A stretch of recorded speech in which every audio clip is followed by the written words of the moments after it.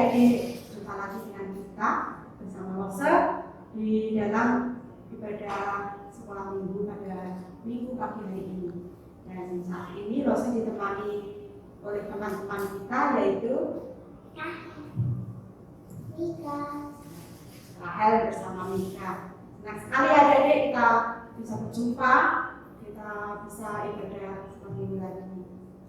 Sebelumnya mari kita berdoa dulu. Tuhan Yesus, terima kasih karena Tuhan telah berkati kami, memberikan kami kesehatan, memberikan kami sukacita, sehingga kami boleh ada di tempat di rumah kami masing-masing untuk beribadah sekolah minggu bersama saudara-saudara kami yang lain. Tuhan, pada saat ini kami bersukacita, kami mau memuji memuliakan nama Tuhan, tetapi kami mau mendengarkan firman Tuhan, kiranya Tuhan berkati kami. Terima kasih Tuhan, hanya dalam nama Tuhan Yesus kami mau serahkan ibadah sekolah minggu pada hari ini. Amin. Ya, adik-adik, kita diciptakan Tuhan sungguh sangat sempurna ya. Tuhan mencintai kita, Tuhan sayang sama kita. Karena walaupun Lose diciptakan lebih besar dan adik-adik yang kecil masih kecil-kecil, Tuhan tetap sayang, Tuhan tetap mencintai kita. Ya, mari kita mulai ibadah sekolah minggu pada hari ini dengan lagu Big or Small.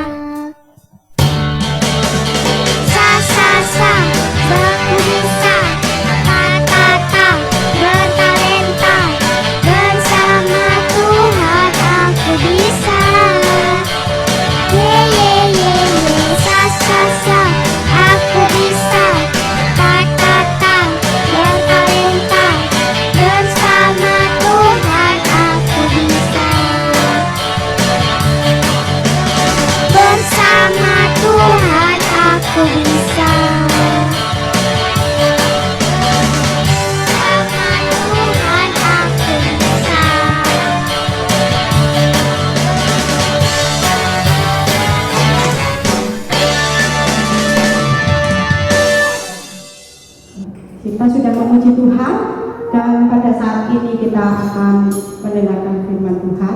Namun sebelum kita mendengarkan firman Tuhan, marilah kita memberikan persembahan.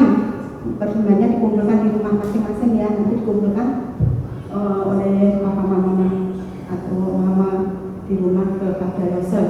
Ya, kita akan memberikan persembahan dengan diiringi lagu Ku buka Alkitab lalu dibaca. Mari.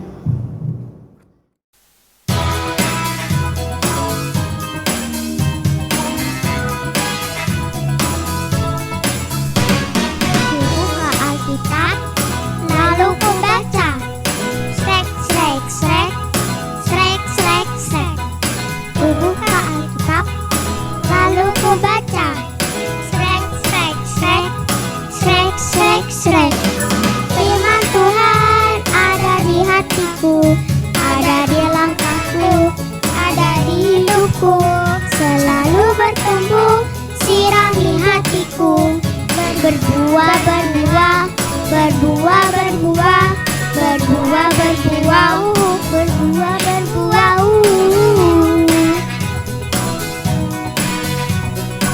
Buka Alkitab, lalu ku baca. Srek, srek, srek, srek, srek, srek. Buka Alkitab, lalu ku baca. Srek, srek, srek, srek, srek, srek. Firman Tuhan ada di hatiku, ada di langkahku, ada di hidupku, selalu bertumbuh, sirami hatiku, berbuah, berbuah, berbuah, berbuah, berbuah, berbuah, berbuah, berbuah.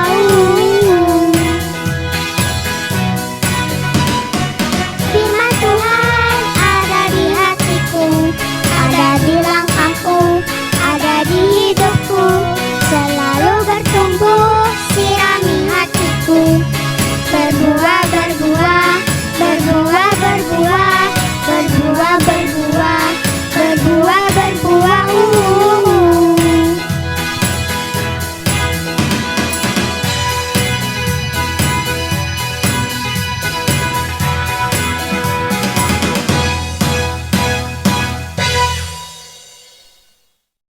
Shalom adik-adik, selamat hari Minggu. Bagaimana kabar adik sekalian? Saya harap kita semua dalam keadaan baik-baik saja ya. Kita kembali akan mendengarkan firman Tuhan pada hari ini. Sebelumnya kita mari akan berdoa terlebih dahulu. Mari kita berdoa. Bapa di dalam surga, kami bersyukur dan berterima kasih karena kasih penyertaan Tuhan. Kembali kami boleh bersama-sama beribadah kepada Engkau, memuji nama Tuhan. Dan saat ini kami akan mendengarkan firman Tuhan. Kiranya Tuhan berkati kami supaya dapat mendengarkan firman Tuhan dengan baik. Dan berikan kami hikmat untuk mengerti apa yang menjadi maksud Tuhan dalam kehidupan kami sebagai anak-anak Tuhan. Terima kasih. Di dalam nama Tuhan kami Yesus Kristus kami sudah berdoa. Amin. Nah, adik-adik, pada minggu lalu kita sudah bersama-sama belajar tentang Salomo yang jatuh ke dalam dosa dan juga bangsa Israel yang terpecah menjadi dua, yaitu kerajaan utara dan kerajaan selatan. Kerajaan utara disebut kerajaan Israel dan kerajaan selatan disebut kerajaan Yehuda. Dan juga kita sudah belajar beberapa raja-raja yang memimpin kerajaan Israel, baik yang utara maupun yang selatan. Nah, pada hari ini kita akan belajar tentang salah satu raja dari kerajaan Israel. Yang kita tahu, raja-raja di kerajaan Israel itu setelah kematian Raja Salomo, raja-raja di kerajaan Israel itu adalah raja-raja yang jahat ya. Mereka jauh daripada Tuhan, tidak mematuhi perintah Tuhan dan menyembah kepada ilah-ilah yang lain dan juga pada berhala-berhala. Pada hari ini kita akan belajar tentang Allah memakai Elia untuk mengalahkan Raja Ahab, yang terambil dari 1 Raja-Raja pasal ke-16 sampai pasal yang 22. Nah, adik-adik, kita pada hari ini akan belajar tentang 3 tokoh ya. Yang pertama, seorang raja yang jahat, seorang ratu yang jahat, dan seorang nabi yang menyampaikan pesan Allah, yang rajin berdoa, memohon untuk diturunkan hujan kepada Allah. Kira-kira adik-adik tahu gak siapa raja itu, siapa ratu itu, dan siapa nabi Allah itu? Kita akan melihat satu persatu.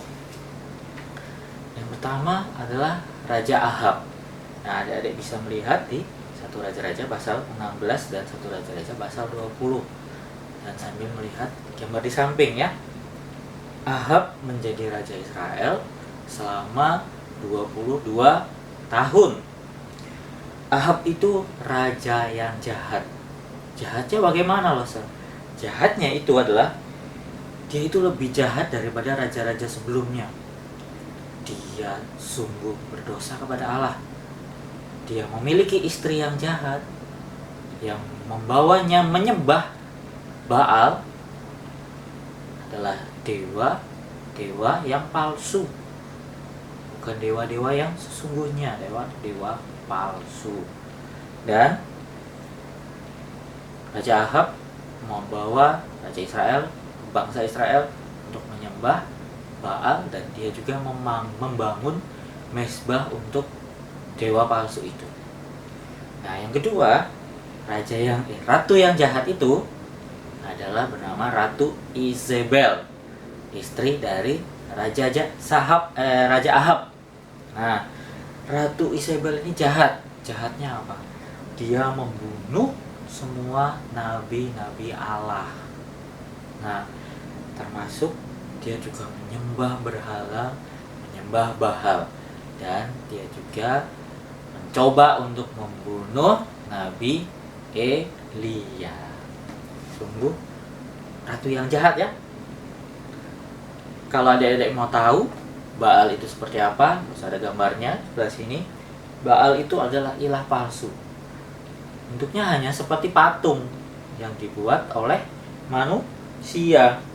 Nah, Baal ini dipuja-puja oleh orang-orang di tanah Kanaan sebagai dewa badai, yang dipercaya Baal ini bisa menurunkan hujan untuk mengairi kebun mereka, sungai mereka, sawah mereka. Itulah dewa Baal yang mereka percayai bisa melakukan hal-hal yang seperti itu. Nah, kita lanjut ya. Yang selanjutnya adalah Nabi Allah. Ya, Nabi Allah ini di sini bernama Elia. Nabi itu adalah orang menyampaikan pesan Allah, orang yang berbicara di dalam nama Tuhan. Nah, jadi apa yang dikatakan Allah, yang ingin dikatakan Allah kepada umatnya, disampaikan kepada Nabi Allah ini. Nah, Nabi Allah di sini bernama Elia. Nabi Elia berasal dari Tisbe di Israel. Nabi Elia pada saat ini menyampaikan pesan Allah kepada Raja Ahab bahwa tidak akan ada turun hujan selama beberapa tahun ke depan. Saat itu pun Raja Ahab marah, sama istrinya pun marah kepada Nabi Elia dan ingin membunuh Nabi Elia. Dan saat itu Allah menyuruh Nabi Elia untuk pergi bersembunyi di tepi sungai Kerit. Nah, di situ Nabi Elia ditolong Tuhan untuk bersembunyi di tepi sungai Kerit. Nah, pada waktu bersembunyi, Allah yang Maha Kasih, Maha Kuasa menolong Nabi Elia, memberi makan Nabi Elia dengan cara menyuruh gagak-gagak untuk membawa makanan kepada Nabi Elia ya, burung gagak untuk membawa makanan kepada Nabi Elia. Sungguh luar biasa pemeliharaan Tuhan. Dan juga Tuhan menyuruh Elia juga datang ke tempat seorang janda yang miskin bersama anaknya Dan di situ juga Nabi Elia dipelihara bersama janda di situ dengan memberinya makan. Walaupun janda itu miskin, tapi Allah memelihara mereka berdua dengan berkat-berkat yang sungguh luar biasa. Setelah itu terjadilah dalam 1 Raja-Raja pasal 18 ayat 20 sampai 40, di mana Nabi Elia kembali bertemu dengan Raja Ahab. Dengan penyertaan Allah, Nabi Elia bertemu dengan Raja Ahab. Dan di situ Raja Ahab datang bersama 450 nabi dewa Baal. Dan juga disaksikan oleh orang-orang Israel. Mereka bertemu dan Nabi Elia berkata, siapkanlah lembu jantan sebagai korban, satu untuk para nabi Baal dan satu untukku. Dan di situ disiapkanlah tempat kayu bakar untuk menaruh lembu jantan yang disembelih itu. Dan suruhlah kepada nabi-nabi Baal itu untuk memanggil Allahnya, memanggil nama Allahnya, supaya Allahnya itu membakar lembu jantan yang dipakai untuk persembahan. Tetapi mereka tidak boleh menyalakan api. Mereka berputar-putar mengelilingi lembu jantan itu. Mereka bernyanyi-nyanyi dan bersorak memanggil nama Baal. Tapi apa yang terjadi? Sampai sore hari mereka bernyanyi dan memanggil-manggil, tetapi tidak ada yang terjadi. Lembu jantan itu tidak terbakar. Lalu giliran Elia ya.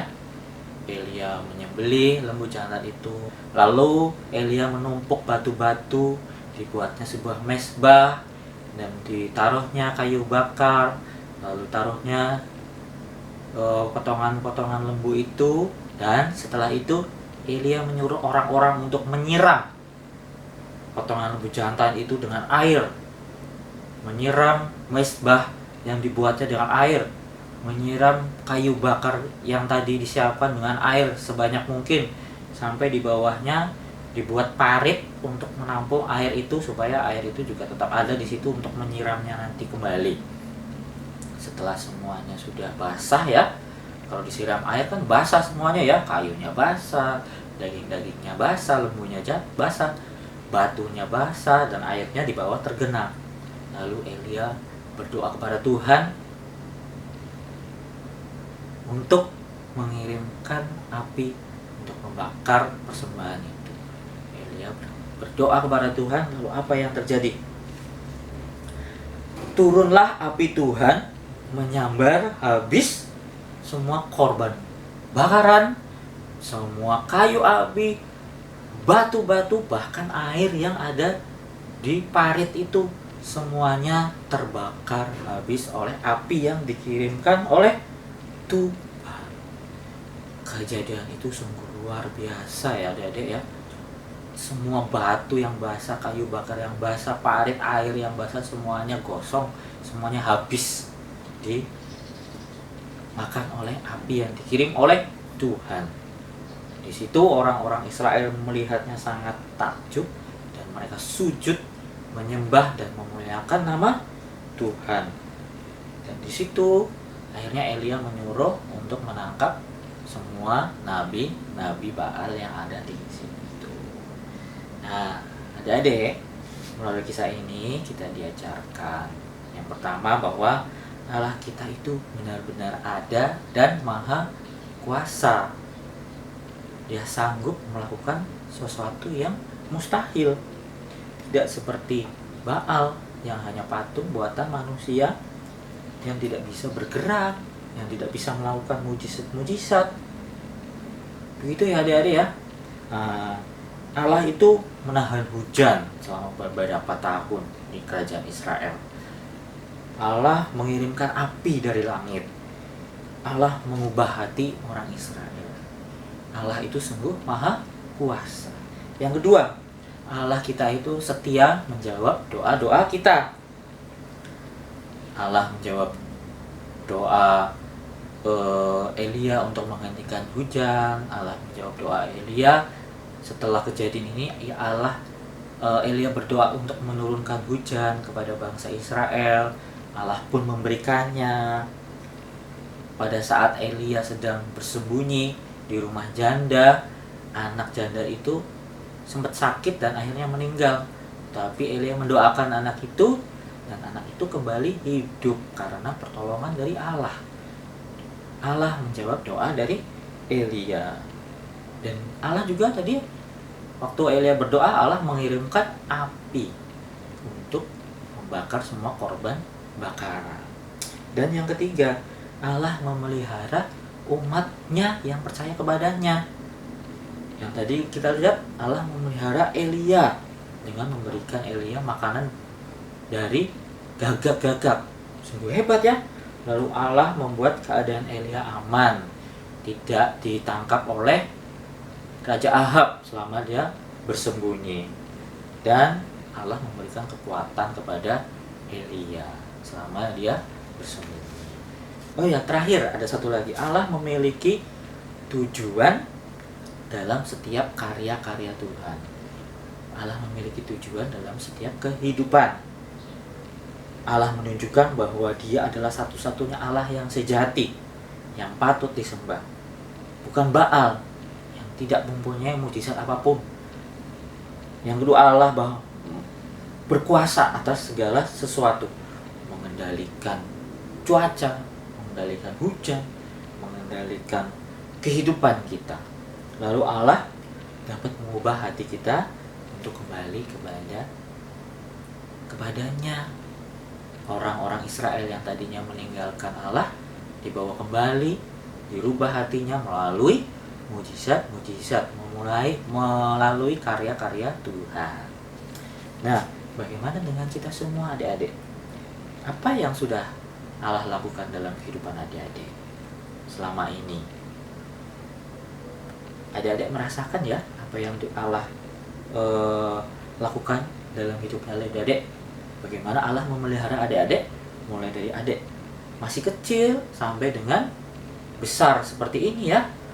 Allah sungguh mengasihi adik-adik melalui orang tua, melalui saudara-saudara, sampai umur adik-adik sudah besar seperti ini. Nah, adik-adik, Lose ada sedikit cerita ya bagaimana Allah memelihara Lose. Kemarin Lose Basik dan Lose Jonathan terkena sakit ya, terkena virus COVID-19. Di situ Lose Basik dan Lose Jonathan merasakan kesakitan, merasakan bagaimana sakitnya COVID-19. Badan demam sampai 39 derajat, tubuh sakit, pegal-pegal, kepala sakit kepala ya, sakit kepala yang sungguh mengganggu. Ada sesak nafas, ada tenggorokan panas ya, penciuman hilang, jadi Lose tidak bisa mencium dan juga tidak bisa merasa makanan. Nah, kami Lose